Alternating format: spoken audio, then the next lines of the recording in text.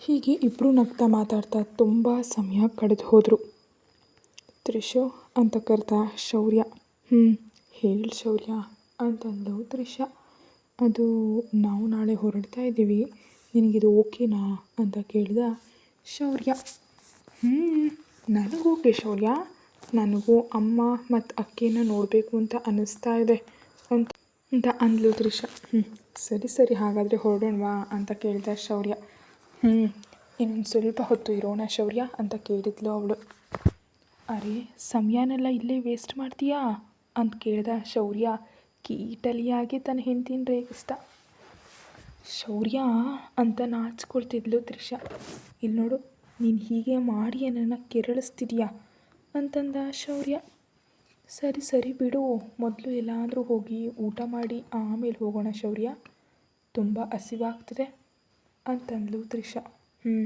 ಸರಿ ಅಂತ ಹೇಳಿ ತ್ರಿಷಾಳನ್ನು ಕರ್ಕೊಂಡು ಇಬ್ಬರು ಅಲ್ಲಿಂದ ಹೊರಟರು. ಅಲ್ಲಿವರೆಗೆ ತನ್ನ ಫ್ರೆಂಡ್ ಮೂಲಕ ಮೊಬೈಲ್ನಲ್ಲಿ ಎಲ್ಲವನ್ನ ಕೇಳ್ತಿದ್ದಂಥ ನಿಶಾ ತಲೆಯಲ್ಲಿ ಏನೋ ಸಂಚು ಹೊಡೆದಂತಾಗಿ ಕ್ರೂರವಾಗಿ ನಕ್ಕು ಕಾಲ್ ಕಟ್ ಮಾಡಿ ಶೌರ್ಯ ಅವ್ರನ್ನ ಫಾಲೋ ಮಾಡೋದಕ್ಕೆ ಶುರು ಮಾಡಿದ್ಲು. ಅಂದರೆ ಶೌರ್ಯ ಅಥವಾ ತ್ರಿಷಾ ತನ್ನ ಗುರುತು ಹಿಡಿತಾರೆ ಅನ್ನೋ ಉದ್ದೇಶದಿಂದ ನಿಶಾ ತನ್ನಿಬ್ಬರು ಫ್ರೆಂಡ್ಸ್ ಅಂದರೆ ಒಬ್ಬ ಹುಡುಗ ಮತ್ತು ಒಬ್ಬ ಹುಡುಗಿಯನ್ನು ಪ್ರೇಮಿಗಳ ಥರ ಕಳಿಸಿದ್ಲು. ಅವ್ರು ಬಂದು ಶೌರ್ಯ ಅವ್ರ ಹತ್ರ ಕೂತು ನಿಶಾ ಫೋನ್ ಮಾಡಿದರು. ನಿಶಾ ಫೋನ್ನಲ್ಲೇ ಶೌರ್ಯನ ಮಾತುಗಳನ್ನ ಕೇಳಿಸ್ಕೊಳ್ತಿದ್ಲು. ಶೌರ್ಯ ತ್ರಿಷಾ ಜೊತೆ ಮಾತಾಡ್ತಾ ತಮ್ಮನ್ನು ಫಾಲೋ ಮಾಡ್ತಿದ್ದ ನಿಶಾಳನ್ನು ಗಮನಿಸಲಿಲ್ಲ.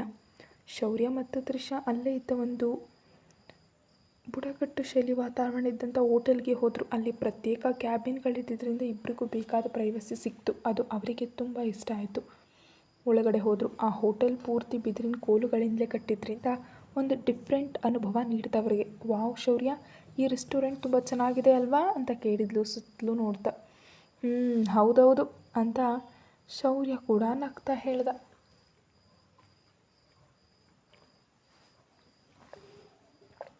ನಿಶಾ ಶೌರ್ಯ ಅವ್ರಿಗೆ ಕಾಣಿಸ್ತಂತೆ ಇನ್ನೊಂದು ಕಡೆಯಿಂದ ಆ ಹೋಟೆಲ್ ಒಳಗಡೆ ಹೋಗ್ಬಿಟ್ಲು. ತ್ರಿಷಾಗೆ ತುಂಬ ಹಸಿವಾಗ್ತಿದೆ ಅಂದಿದ್ದರಿಂದ ಶೌರ್ಯ ಸರ್ವರನ್ನು ಕರೆದು ಫುಡ್ಡನ್ನು ಆರ್ಡರ್ ಮಾಡ್ದ. ನಿಶಾ ಹೊರಗೆ ಬಂದ ಆ ಸರ್ವರ್ನ ನೋಡಿ ಅವನ ಕೈಯಲ್ಲಿ 500 ರೂಪಾಯಿ ನೋಟ್ಗಳು ಕಟ್ಟನ್ನಿಟ್ಟು ಒಂದು ಪ್ಯಾಕೆಟ್ ಕೊಡ್ತಾ ಅವ್ರು ಆರ್ಡರ್ ಮಾಡೋ ಫುಡ್ನಲ್ಲಿ ಈ ಪೌಡರ್ ಮಿಕ್ಸ್ ಮಾಡಿಕೊಡು ಅಂತ ಹೇಳಿದ್ಲು.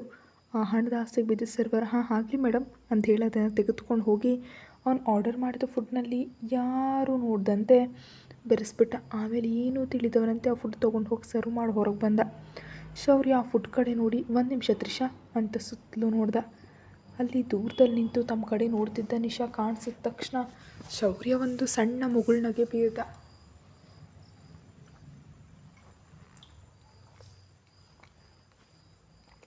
ತ್ರಿಷಾ ಆ ಫುಡ್ ತಿನ್ಬೇಡ, ಇದನ್ನು ತಿನ್ನು ಅಂತ ಹೇಳಿ ಪಕ್ಕದಲ್ಲಿದ್ದ ಇನ್ನೊಂದು ಪ್ಲೇಟನ್ನು ಶೌರ್ಯ ಕೂಡ ನಿಶಾ ಕಾಣಿಸಿದ ಹಾಗೆ ತುಂಬ ಜಾಣತನದಿಂದ ಆ ಪ್ಲೇಟನ್ನು ಬದಲಾಯಿಸ್ಬಿಟ್ಟಿದ್ದ. ಶೌರ್ಯ ಫುಡ್ ಕೂಡ ತುಂಬ ಚೆನ್ನಾಗಿದೆ ಅಲ್ವಾ ಅಂದ್ಲು ತ್ರಿಷಾ. ಹೌದು ತ್ರಿಷಾ ನಾವು ಊಟ ಮುಗಿಸಿದ ಮೇಲೆ ಒಂದು ಸಣ್ಣ ಗೇಮ್ ಆಡೋಣವಾ ಅಂತ ಕೇಳಿದ ಶೌರ್ಯ. ಏನು ಆಟ ಶೌರ್ಯ, ಆದರೂ ಈ ಸಮಯದ ಆಟನಾ ಅಂತ ಕೇಳಿದ್ಲು ತ್ರಿಷಾ. ಸಣ್ಣ ತಮಾಷೆ, ನಾವು ಊಟ ಮಾಡಿದ 1-2 ನಿಮಿಷಕ್ಕೆ ಪ್ರಜ್ಞೆ ತಪ್ಪಿದ್ದ ಹಾಗೆ ಆ್ಯಕ್ಟಿಂಗ್ ಮಾಡೋಣ, ಏನಂತೀಯಾ ಅಂತ ಕೇಳಿದ ಶೌರ್ಯ.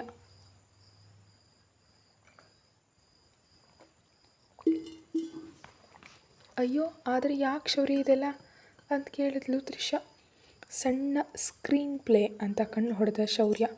ತ್ರಿಷಾಗೆ ಏನು ಅರ್ಥ ಆಗ್ತಿದ್ರು ಶೌರ್ಯ ಹೇಳಿದ್ದಕ್ಕೆ ಸರಿ ಶೌರ್ಯ ಹಾಗೆ ಮಾಡೋಣ ಅಂತ ತಲೆ ಆಡಿಸಿದ್ಲು.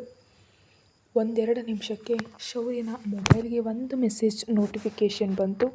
ಅದನ್ನು ನೋಡಿದಂಥ ಶೌರ್ಯನ ಮುಖದಲ್ಲಿ ಒಂದು ಕುಟಿಲ ನಗು ಮೂಡಿತು. ತಿನ್ನು ಅಂದ ಶೌರ್ಯ. ಅಂತ ತ್ರಿಷಾ ಮತ್ತೆ ತಿನ್ನೋದಕ್ಕೆ ಶುರು ಮಾಡಿದ್ಲು. ಊಟ ಮುಗಿದ ಮೇಲೆ ತ್ರಿಷಾ ಓಕೆನಾ ಅಂತ ಕೇಳಿದ ಶೌರ್ಯ ನಗ್ತಾ. ಓಕೆ ಶೌರ್ಯ ಅಂದ್ಲು ತ್ರಿಷಾ ಮೆಲ್ಲಗೆ ಪ್ರಜ್ಞೆ ತಪ್ಪದಾಗ ನಟಿಸಿ ಆ ರೀತಿ ಮಾಡು, ನಾನು ಏನೇ ಮಾಡಿದ್ರು ನೀನು ಬೇಡ ಅನ್ಬೇಡ ಅಂದ ಶೌರ್ಯ. ಓಕೆ ಶೌರ್ಯ ಅಂದ್ಲು ತ್ರಿಷಾ. ಹಾಗೆ ತ್ರಿಷಾ ಮೆಲ್ಲಗೆ ಪ್ರಜ್ಞೆ ತಪ್ಪದಂತೆ ನಟಿಸಿದ್ಲು. ಶೌರ್ಯ ಕೂಡ ಸ್ವಲ್ಪ ವಿಚಿತ್ರವಾಗಿ ವರ್ತಿಸ್ತಾ ಆ್ಯಕ್ಟಿಂಗ್ ಮಾಡ್ತಿದ್ದ. ಏಯ್ ತ್ರಿಷಾ ಏಳು ಅಂತಿದ್ದ.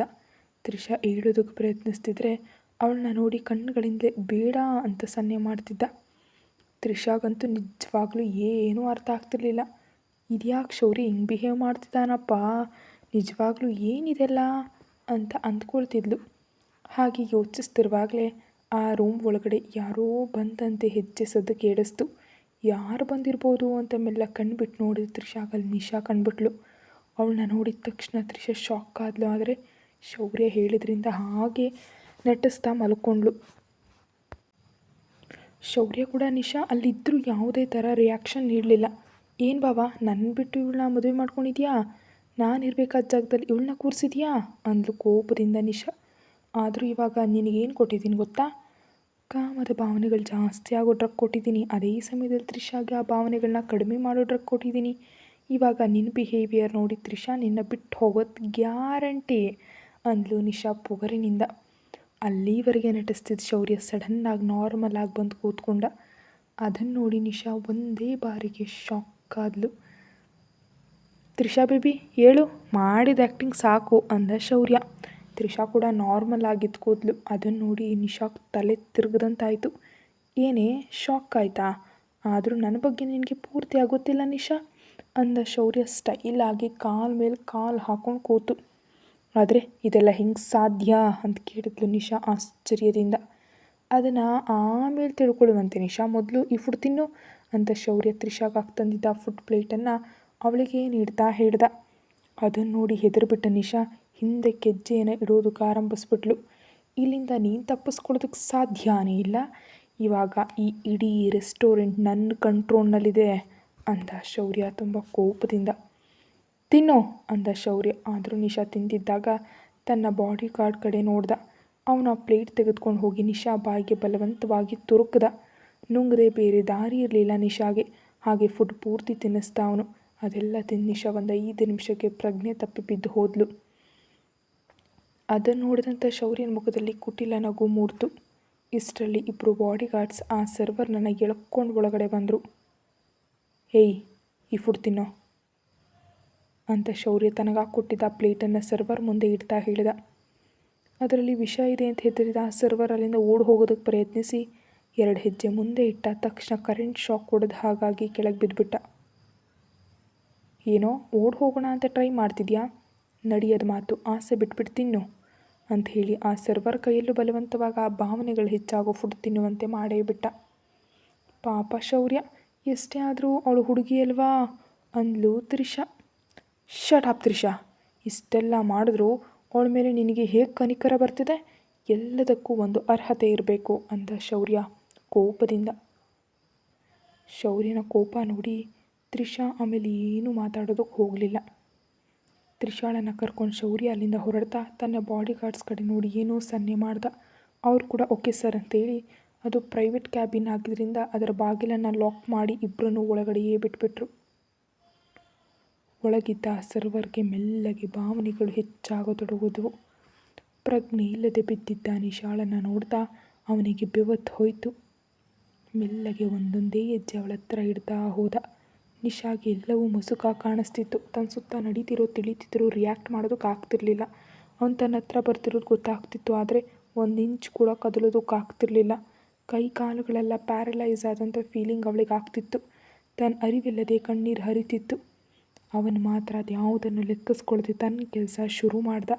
ಬೇಡ ಅಂತ ಹೇಳೋದಕ್ಕೆ ಸಾಧ್ಯ ಆಗಲಿಲ್ಲ. ಕನಿಷ್ಠ ಕಿರ್ಚಾಡೋದಕ್ಕೂ ಕೂಡ ಅವಳ ಬಾಯಿಂದ ಶಬ್ದ ಬರ್ತಿರಲಿಲ್ಲ. ಹಾಗೆ ಅವಳ ದೇಹ ಕೂಡ ಅವನು ಮಾಡ್ತಿರೋದಕ್ಕೆ ಸ್ಪಂದಿಸ್ತಿರಲಿಲ್ಲ. ರೆಸ್ಟೋರೆಂಟ್ನಿಂದ ಇಬ್ಬರು ವಾಪಸ್ ರೆಸಾರ್ಟ್ಗೆ ತಲುಪಿದ್ರು. ಶೌರ್ಯ ಅವರೇ ಅಂದ್ಲು ತ್ರಿಷಾ ಮೆಲ್ಲಗೆ. ಹೇಳಿ ದೇವಿಯವರೇ ಅಂದ ಶೌರ್ಯ. ನಿಜಕ್ಕೂ ನಿಮಗಿದೆಲ್ಲ ಹೇಗೆ ಗೊತ್ತಾಯಿತು ಅಂತ ಕೇಳಿದ್ಲು ತ್ರಿಷಾ ಶೌರ್ಯನನ್ನೇ ನೋಡ್ತಾ. ತ್ರಿಷಾ ಕಡೆ ನೋಡಿ ಕಣ್ಣು ಹೊಡೆದ ಶೌರ್ಯ. ಇದರ ಅರ್ಥ ಏನು ಶೌರ್ಯ ಅಂತ ಕೇಳಿದ್ಲು ತ್ರಿಷಾ. ಇಂಥ ಸಣ್ಣ ಸಣ್ಣ ವಿಷಯಗಳನ್ನ ನಿನಗೆ ಹೇಳಬೇಕಾದ ಅಗತ್ಯ ಇಲ್ಲ. ಹೇಳಿ ನಿನ್ನನ್ನು ಟೆನ್ಷನ್ ಮಾಡೋದು ಅದಕ್ಕಿಂತ ಬೇಕಾಗಿಲ್ಲ ತ್ರಿಷಾ ಅಂದ ಶೌರ್ಯ ಕೂಲಾಗಿ. ಸರಿ, ನಾನು ಫ್ರೆಶ್ ಆಗ್ಬಿಟ್ಟು ಬರ್ತೀನಿ ಅಂತ ಹೇಳಿ ಫ್ರೆಶ್ ಆಗೋದಕ್ಕೆ ಹೊರಟೋದ್ಲು ತ್ರಿಷಾ. ಶೌರ್ಯ ತನ್ನ ಮನುಷ್ಯನಿಗೆ ಕಾಲ್ ಮಾಡ್ದ. ಹೆಲೋ ಸರ್ ಹೇಳಿ ಅಂತಂದ ಅವನು. ಏನಾಯಿತು ಅಂತ ಕೇಳಿದ ಶೌರ್ಯ ತುಂಬ ಸೀರಿಯಸ್ ಆಗಿ. ಸರ್, ನೀವು ಹೇಳಿದಾಗೆ ಅವರಿಬ್ಬರನ್ನು ಆ ರೂಮ್ನಲ್ಲಿ ಲಾಕ್ ಮಾಡಿಬಿಟ್ಟಿದ್ದೀವಿ. ಇಬ್ಬರನ್ನು ಒಟ್ಟಿಗೆ ಒಂದೇ ರೂಮ್ನಲ್ಲಿ ಲಾಕ್ ಮಾಡಿದ್ದೀವಿ ಸರ್ ಅಂತಂದ ಅವನು. ಓಕೆ ಅವರಿಗೆ ಪ್ರಜ್ಞೆ ಬರುವಷ್ಟರಲ್ಲಿ ಅವಳ ಮಾನ ಮರ್ಯಾದೆ ಎಲ್ಲ ಹೋಗಿರಬೇಕು. ನನ್ನ ತ್ರಿಷಾಗೆ ಏನಾಗಬೇಕು ಅಂದ್ಕೊಂಡಿದ್ಲೋ ಆ ನಿಶಾಗೆ ಅದೇ ಆಗಬೇಕು ಅಂದ ಶೌರ್ಯ ಕೆಂಪಾದ ಕಣ್ಣುಗಳಿಂದ. ಓಕೆ ಸರ್ ಅಂತ ಹೇಳಿ ಅಲ್ಲಿವರೆಗೆ ತೆಗೆದ ವಿಡಿಯೋವನ್ನು ಎಡಿಟ್ ಮಾಡಿ ನಿಶಾ ಮುಖ ಸ್ಪಷ್ಟವಾಗಿ ಕಾಣಿಸದಂತೆ ಬ್ಲರ್ ಮಾಡಿ ವೆಬ್ಸೈಟ್ಗಳಲ್ಲಿ ಅಪ್ಲೋಡ್ ಮಾಡಿದ್ರು. ಇವಾಗ ನಿಜವಾಗ್ಲೂ ನಿಶಾ ಮಾಡಿದ ಪ್ಲ್ಯಾನ್ ಏನು, ಅದನ್ನು ಶೌರ್ಯ ಹೇಗೆ ತಿಳಿದು ತಿರುಗೇಟ್ ನೀಡಿದ ಅಂತ ಓದೋಣ. ನಿಜಕ್ಕೂ ನಿಶಾ ಮಾಡಿದ ಪ್ಲ್ಯಾನ್ ಏನಂದರೆ, ಇಬ್ಬರಿಗೂ ಟ್ರಕ್ ಕೊಟ್ಟು ಮೇಲೆ ಶೌರ್ಯ ತ್ರಿಷಾ ಮೇಲೆ ಹೋಗುವಾಗ ಅದನ್ನೆಲ್ಲ ಶೂಟ್ ಮಾಡಿ ವೆಬ್ಸೈಟ್ನಲ್ಲಿ ಹಾಕಬೇಕು ಅಂತ ಅಂದ್ಕೊಂಡಿದ್ಲು. ಆದರೆ ಶೌರ್ಯನಿಗೆ ಮುಂಚೆ ಅನುಮಾನ ಬಂದು ತನ್ನ ಕಡೆ ಒಬ್ಬ ಹುಡುಗಿಯನ್ನು ನಿಶಾ ಮಾಡೋ ಕೆಲಸಗಳ ಮೇಲೆ ಕಣ್ಣಿಡೋದು ಕೇಳಿದ್ದ. ಹಾಗೆ ಅವಳು ಫೋನ್ ಹ್ಯಾಕ್ ಮಾಡಿದ್ರಿಂದ ನಿಶಾ ಖುಷಿಯಿಂದ ತನ್ನ ಪ್ಲ್ಯಾನನ್ನು ತನ್ನ ತಾಯಿಗೆ ಕಾಲ್ ಮಾಡಿ ಹೇಳಿದ್ನೆಲ್ಲ ಶೌರ್ಯ ಕೇಳಿಸ್ಕೊಂಡ್ಬಿಟ್ಟಿದ್ದ. ಬೇಕಂತಲೇ ಶೌರ್ಯ ನಿಶಾ ಪ್ಲ್ಯಾನಲ್ಲಿ ಸಿಕ್ಕಿಬಿದ್ದಾಗ ಅವಳನ್ನೇ ಟ್ರ್ಯಾಪ್ ಮಾಡ್ದ. ನಮ್ಮ ಶೌರ್ಯ ಮುಂಚೆನೇ ರಾಕ್ಷಸ, ಇನ್ನು ತ್ರಿಷಾ ಜೀವನ ಹಾಳು ಮಾಡೋದಕ್ಕೆ ನೋಡಿದ್ರೆ ಸುಮ್ಮನಿದ್ದು ಬಿಡ್ತಾನಾ? ಶೌರ್ಯ ಕಾಲ್ ಮುಗಿಸುವಷ್ಟರಲ್ಲೇ ತ್ರಿಷಾ ಫ್ರೆಶ್ ಆಗಿ ಬಂದಳು. ನಾನು ಕೂಡ ಫ್ರೆಶ್ ಆಗಿ ಬರ್ತೀನಿರು ಅಂತ ಹೇಳಿ ಶೌರ್ಯ ವಾಶ್ರೂಮ್ಗೆ ಹೋದ. ತ್ರಿಷಾಗೆ ನಿಶಾ ಮಾಡಿದ ಪ್ಲ್ಯಾನ್ ನೆನೆಸ್ಕೊಂಡ್ರೆ ಭಯ ಉಂಟಾಗ್ತಿತ್ತು. ಬೇಸರದಿಂದ ಬೆಡ್ ಮೇಲೆ ಕೂತು ಅದರ ಬಗ್ಗೆನೇ ಯೋಚಿಸ್ತಿದ್ಲು. ಆದರೂ ಶೌರ್ಯ ಮುಂಚೆಯೇ ಆ ನಿಶಾ ಪ್ಲ್ಯಾನ್ ಕಂಡುಹಿಡಿದಿದ್ದರಿಂದ ಸರಿಯಾಗೋಯ್ತು. ಇಲ್ದಿದ್ರೆ ಅಮ್ಮೋ ನಾನು ಶೌರ್ಯನನ್ನು ಇಷ್ಟ ಅಪಾರ್ಥ ಮಾಡ್ಕೊಳ್ತಿದ್ದೆ. ಇನ್ಮೇಲೆ ಶೌರ್ಯನ ಬಗ್ಗೆ ಯಾರು ಏನೇ ಹೇಳಿದ್ರು ಲೆಕ್ಕಿಸ್ಕೊಳ್ಬಾರ್ದು, ನಂಬಾರ್ದು. ನನ್ನ ಶೌರ್ಯ ನಿಜವಾಗ್ಲೂ ಬಂಗಾರ, ಆ ಶ್ರೀರಾಮಚಂದ್ರನ್ ಥರದವನು ಅಂತ ಅಂದ್ಕೊಂಡ್ಲು ತ್ರಿಷಾ ತನ್ನ ಮನಸ್ಸಿನಲ್ಲಿ. ಶೌರ್ಯ ಕೂಡ ಫ್ರೆಶ್ ಆಗಿ ಬರ್ತಿದ್ದಂತೆ, ಶೌರ್ಯ ನಾವಿಲ್ಲಿಂದ ಹೊರ್ಟೋಗೋಣ, ನನಗೆ ಇವತ್ತು ನಡೆದ ವಿಷಯ ಸ್ವಲ್ಪನೂ ಇಷ್ಟ ಆಗಲಿಲ್ಲ ಅಂದ್ಲು ತ್ರಿಷಾ ಶೌರ್ಯನ ಎದೆ ಮೇಲೆ ವಾಲ್ಬಿಟ್ಟು. ಏನಾಗಲ್ಲ ಬೇಬಿ, ನಾನಿದ್ದೀನಲ್ವಾ ಅಂದ ಶೌರ್ಯ ತ್ರಿಷಾ ಸುತ್ತಲೂ ಕೈಗಳು ಹಾಕಿ. ಏನೋ ಶೌರ್ಯ, ನಂಗೆ ತುಂಬಾ ಭಯ ಆಗ್ತಿದೆ. ಆದರೂ ಆ ನಿಶಾ ಯಾಕೆ ನಮ್ಮನ್ನು ಆ ರೀತಿ ಬೇರೆ ಮಾಡಬೇಕು ಅಂತ ಅಂದ್ಕೊಳ್ತಿದ್ದಾಳೆ ಅಂತ ಕೇಳಿದ್ಲು ತ್ರಿಷಾ ತುಂಬ ಬೇಸರದಿಂದ.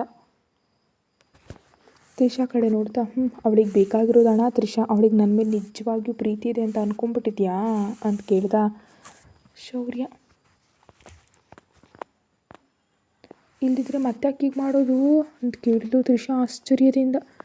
ಹಣದ ಮೇಲೆ ಪ್ರೀತಿ ತ್ರಿಷಾ, ಈ ಹಣ ಇದೆಯಲ್ಲ ಅದು ಮನುಷ್ಯರನ್ನು ಎಂಥ ದಾರುಣ ಸ್ಥಿತಿಗಾದರೂ ದಿಗಿಲು ಹುಟ್ಟಿಸುವಂತೆ ತಳ್ಳಬಲ್ದು. ಅವಳಾಗಲಿ ಅವಳ ಅಣ್ಣನಾಗಲಿ ಹಣಕ್ಕೋಸ್ಕರ ಮಾತ್ರ ಇದೆಲ್ಲ ಮಾಡ್ತಿದ್ದಾರೆ. ಆ ದಿನಗಳಲ್ಲಿ ಅಕ್ಷರಾಗಿ ತುಂಬ ಕಾಟ ಕೊಟ್ಟಿದ್ರು ಅವಳು ಮತ್ತು ಅವಳ ಅಣ್ಣ ಸೇರಿ. ಆ ಸಮಯದಲ್ಲಿ ನಾನು ಮತ್ತು ಸೂರ್ಯ ವಿದೇಶದಲ್ಲಿದ್ದವು. ಅಲ್ಲಿ ಬಿಸ್ನೆಸ್ ನೋಡ್ಕೊಳ್ತಿದ್ವಿ. ನನ್ನ ತಂಗಿಯನ್ನು ನೋಡ್ಕೊಳ್ಳೋಕೆ ಅವನು ಕೂಡ ತುಂಬ ಪ್ರಯತ್ನ ಪಟ್ಟಿದ್ದ ಪಡ್ಕೊಳ್ಳೋದಕ್ಕೋಸ್ಕರ. ಆದರೆ ಅಕ್ಷರ ಮಾತ್ರ ಚಿಕ್ಕ ವಯಸ್ಸಿಂದ ಸೂರ್ಯನೇ ತನ್ನ ಗಂಡ ಅಂತ ಭಾವಿಸ್ತಾ ಬಂದಿದ್ದಾಳೆ. ಆ ವಿಷಯ ನನಗೂ ಗೊತ್ತಿತ್ತು. ಆದರೆ ನನ್ನ ತಂಗಿ ಸ್ವತಃ ಬಾಯಿ ಬಿಟ್ಟು ಹೇಳೋವರೆಗೂ ವೆಯ್ಟ್ ಮಾಡ್ತಿದ್ದೆ ಅಂದ ಶೌರ್ಯ. ಶೌರ್ಯ ಹೇಳ್ತಿರೋದೆಲ್ಲವನ್ನ ತ್ರಿಷಾ ಕೇಳಿಸ್ಕೊಳ್ತಿದ್ಲು. ನಿಜವಾಗಿ ಅವ್ರು ಇಷ್ಟೊಂದು ದುರ್ಮಾರ್ಗಿಗಳ ಅಂತ ಕೇಳಿದ್ಲು ತ್ರಿಷಾ. ಹೌದು, ಇನ್ನು ಅವರ ಬಗ್ಗೆ ಬಿಟ್ಟುಬಿಡು, ನಾನು ನೋಡ್ಕೊಳ್ತೀನಿ ಅವರ ಕತೆ ಅಂದ ಶೌರ್ಯ. ನಿದ್ದೆ ಬರ್ತಿದೆ ಶೌರ್ಯ ಅಂದ್ಲು ತ್ರಿಷಾ. ಓಯ್ ಏನೇ ನಿದ್ದೆ, ನಾನು ಫುಲ್ ಶೋ ಶುರು ಮಾಡಬೇಕು, ಟೈಮ್ ಆಗ್ತಿದೆ ಅಂದ ಶೌರ್ಯ ತ್ರಿಷಾ ಕಿವಿಯಲ್ಲಿ. ಶೌರ್ಯ, ನಿಂಗೆ ನಿಜವಾಗ್ಲೂ ನಾಚಿಕೆ ಇಲ್ಲದಂತ ಆಗ್ಬಿಟ್ಟಿದೆ ಅಂದ್ಲು ತ್ರಿಷಾ ನಾಚ್ಕೊಳ್ತಾ. ಹೇಳಿದ್ನಲ್ಲ, ಹೀಗೆ ನಾಚಿಕೆ ಪಟ್ಟು ನನ್ನ ಇನ್ನೂ ಕೆರಳಿಸ್ಬೇಡ. ನೀನು ಹೀಗೆ ಮಾಡ್ತಿದ್ರೆ ದಿನಕ್ಕೆ ಒಂದು ಶೋ ನೋಡೋ ನಾನು 3-4 ಶೋ ನೋಡಬೇಕಾಗುತ್ತೆ ಅಂದ ಶೌರ್ಯ ಕೀಟಲಿಯಾಗಿ. ಹೌದೌದು, ನೀವು ರಾತ್ರಿಯೆಲ್ಲ ಶೋ ನಡೆಸಿ ನನ್ನ ಕತೆ ಮುಗ್ದೇ ಹೋಗುತ್ತಿನ ಮೇಲೆ ಅಂದ್ಲು ತ್ರಿಷಾ ಮೂತಿಯನ್ನು ತಿರುವುತ್ತಾ. ಆ ತಿರುಗಿಸ್ತಿದ್ದ ಮೂತಿ ಮೇಲೆ ಒಂದು ಮುತ್ತು ಕೊಟ್ಟು, ಆದರೂ ನಿನ್ನ ಇಷ್ಟೊಂದು ಸುಂದರವಾಗಿ ಯಾರು ಹುಟ್ಟೋಕೆ ಹೇಳಿದ್ದು ಅಂತ ಕೇಳ್ತಾ ಶೌರ್ಯ ತ್ರಿಷಾಳನ್ನು ಬೆಡ್ ಮೇಲೆ ಮಲಗಿಸಿ ತನ್ನ ಪಕ್ಕದಲ್ಲೇ ವಾಲ್ಬಿಟ್ಟ. ಸಾಕು ಮಾಡಿ ಸರ್, ಇನ್ನು ಮಾತುಗಳು ಕೋಟೆ ದಾಟಿ ಹೋಗ್ತಾ ಇವೆ ಅಂದ್ಲು ತ್ರಿಷಾ. ಹೌದು, ಮತ್ತೆ ನಮ್ಮ ದೇವಿಯವ್ರನ್ನ ಪ್ರಸನ್ನ ಮಾಡಬೇಕಲ್ವಾ ಅಂತ ಮೆಲ್ಲಗಳನ್ನ ಅಪ್ಕೊಂಡ ಶೌರ್ಯ. ಮರುದಿನ ಬೆಳಿಗ್ಗೆ ಮುಂಚೆ ಅಂದುಕೊಂಡಂತೆ ಇಬ್ಬರು ಅಲ್ಲಿಂದ ಹೊರಟರು. ಶೌರ್ಯ, ಈ ಮನಾಲಿ ನಮ್ಮ ಲೈಫ್ನಲ್ಲೇ ಮರೆಯಲಾಗದ ಜಾಗ ಅಲ್ವಾ. ನಂಗಂತೂ ಇಲ್ಲಿಗೆ ಬಂದ ಕ್ಷಣದಿಂದ ಇಲ್ಲಿವರೆಗೆ ನಿನ್ನ ಜೊತೆ ಕಳೆದ ಪ್ರತಿ ಕ್ಷಣ, ಪ್ರತಿ ಮೂಮೆಂಟ್, ಓಡಾಡಿದ ಪ್ರತಿ ಜಾಗ ಕೂಡ ತುಂಬ ಅಂದರೆ ತುಂಬ ಇಷ್ಟ ಶೌರ್ಯ. ತುಂಬ ಹ್ಯಾಪಿಯಾಗಿದೆ ಶೌರ್ಯ ಅಂದ್ಲು ತ್ರಿಷಾ. ಥ್ಯಾಂಕ್ಸ್ ಶೌರ್ಯ, ಥ್ಯಾಂಕ್ ಯು ಸೋ ಮಚ್ ನನ್ನ ಲೈಫ್ ಒಳಗಡೆ ಬಂದಿದ್ದಕ್ಕೆ ಅಂದ್ಲು. ನನಗೆ ಥ್ಯಾಂಕ್ಸ್ ಎಲ್ಲ ಹೇಳಿ ಪರಕೀಯ ನನಗೆ ಮಾಡಬೇಡ. ನಿನಗೆ ಅಷ್ಟೊಂದು ಬೇಕು ಅಂದರೆ ಒಂದು ಮುತ್ತು ಕೊಡು, ಇಲ್ಲಾಂದರೆ ಇನ್ನೂ ಹದ್ದು ಮೀರಾದ್ರೂ ನನಗೇನೋ ಪ್ರಾಬ್ಲಮ್ ಇಲ್ಲ ಅಂದ ಶೌರ್ಯ. ಅಮ್ಮೋ ಶೌರ್ಯ, ಎಲ್ಲರೂ ನಿನ್ನ ನೋಡಿ ಹೆದರ್ತಿದ್ರೆ ಒಂದೊಂದು ಸಲ ನನಗೂ ಭಯ ಆಗ್ತಿತ್ತು.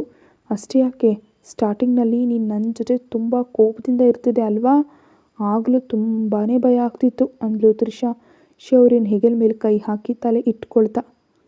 ಹ್ಞೂ ಅಬ್ಬೋ ನಮ್ಮ ದೇವಿಯವ್ರಿಗೆ ಭಯ ಆಗ್ತಿತ್ತಾ? ನನ್ನನ್ನು ನೋಡಿ ಯಾವಾಗ ಮೇಡಮ್ ಹೇಳ್ತೀರಾ ಅಂತ ಕೇಳ್ದ ಶೌರ್ಯ. ಆ ದಿನ ಇಬ್ಬರು ಮನೆ ಒಳಗಡೆ ಬಂದ್ವಲ್ವ, ಆಮೇಲೆ ನಾನು ನಿಮ್ಮನ್ನು ಕೇಳಿದ್ನಲ್ಲ, ನೀವು ನನ್ನನ್ನು ಲವ್ ಮಾಡ್ತಿದ್ದೀರಾ ಅಂತ. ಆಗಲೂ ನೀವು ರಿಯಾಕ್ಟ್ ಮಾಡಿಲ್ಲ. ಅಷ್ಟೇ ಅಲ್ಲದೆ ಆಗ ಉಲ್ಟಾ ನನ್ನನ್ನೇ ಬೈದ್ರಿ ಕೂಡ.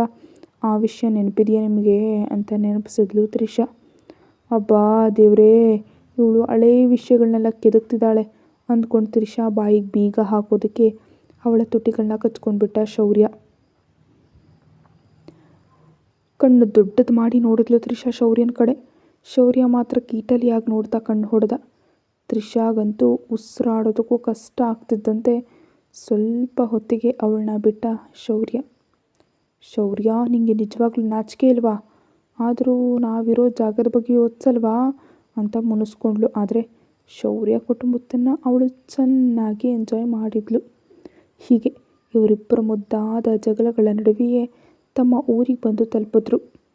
ಹೊರಗೆ ಬರುವಷ್ಟರಲ್ಲೇ ಸೂರ್ಯ ಇವರಿಗಾಗೆ ಕಾಯ್ತಾ ಇದ್ದ. ಅಣ್ಣಯ್ಯ ಹೇಗಿದ್ದೀರಿ ಅಂತ ಪ್ರೀತಿಯಿಂದ ಮಾತಾಡಿಸಿದ್ಲು ತ್ರಿಷಾ ಸೂರ್ಯನನ್ನು. ನಾನು ತುಂಬ ಚೆನ್ನಾಗಿದ್ದೀನಮ್ಮ, ನೀನು ಹೇಗಿದೆಯಾ ಅಂತ ಕೇಳ್ದ ಸೂರ್ಯ ಕೂಡ. ನಾನು ಕೂಡ ತುಂಬ ಚೆನ್ನಾಗಿದ್ದೀನಿ ಅಣ್ಣಯ್ಯ ಅಂದ್ಲು ತ್ರಿಷಾ. ಮುಗೀತಾ ನಿಮ್ಮ ಅಣ್ಣ ತಂಗಿಯರ ಈ ನಾಟಕ ಅಂತ ಕೇಳ್ದ ಶೌರ್ಯ. ನಮ್ಮನ್ನು ನೋಡಿ ನಿನಗೆ ಹೊಟ್ಟೆ ಕಿಚ್ಕಣೋ ಅಂತಂದ ಸೂರ್ಯ ತಮಾಷೆಯಾಗಿ ಮಾತಾಡ್ತಾ. ಹೌದು ಮತ್ತೆ, ಹೊಟ್ಟೆ ಕಿಚ್ಚು ಪಡೋಕೆ ನಿಮ್ಮಿಬ್ಬರನ್ನೇ ನೋಡಿ ಪಡ್ಬೇಕು ನಾವು ಅಂತ ಕಾರ್ನಲ್ಲಿ ಕೂತ್ಕೊಳ್ತಾ ಹೇಳ್ದ ಶೌರ್ಯ ಕೂಡ. ತ್ರಿಷಾ ಮತ್ತು ಸೂರ್ಯ ಒಬ್ಬರು ಮುಖ ಒಬ್ಬರು ನೋಡಿಕೊಂಡು ಕಾರ್ನಲ್ಲಿ ಕೂತರು. ಸೂರ್ಯನೇ ಡ್ರೈವಿಂಗನ್ನು ಮಾಡ್ತಿದ್ದ. ಕತೆ ಮುಂದುವರಿಯುತ್ತೆ.